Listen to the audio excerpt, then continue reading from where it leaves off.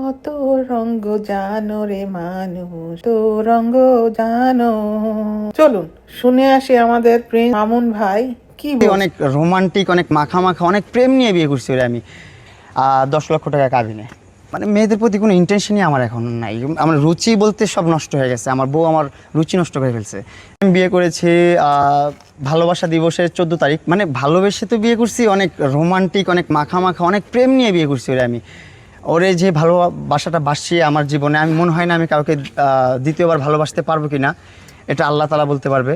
আমার লাভ করার আর কোনো মানে মেয়েদের প্রতি কোনো ইন্টেনশনই আমার এখন নাই। আমার রুচি বলতে সব নষ্ট হয়ে গেছে। আমার বউ আমার রুচি নষ্ট করে ফেলছে যে আমি বিয়ে করবো আবার নেক্সট টাইম, এরকম কোনো প্ল্যান আমার নাই।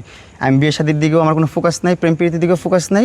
আমি বিয়ে করছিলাম আমার বাসায় ভালোবাসা দিবসে 14 ফেব্রুয়ারিতে 10 লক্ষ টাকা কাবিনে। আমি বিয়ে করতে না চাইলে মেয়েরা বিয়ে করতে চাই, সেটা তো আলাদা বিষয়। আমি যেমন মোহনার একটা কথা বলতে পারি। মোহনার যে কেসটা নিয়ে লড়তেছে, মোহনার যে ঝামেলাটা চলতেছে লাইফে, মোহনা কিন্তু নিজে ওর মুখ থেকে আমাকে কখনো ওই ঝামেলাটা বলে নাই। এই ঝামেলাটাও আমি ওর যে এগেনস্ট পার্টি আছে সেই পার্টি থেকে জানতে পারছি।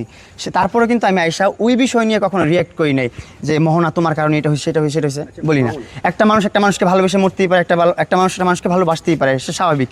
আর একটা মেয়ে আমাকে ভালোবাসে, সেই বলে যে আমাকে তার ভালোবাসতেই হবে, এটা বাধ্যতামূলক।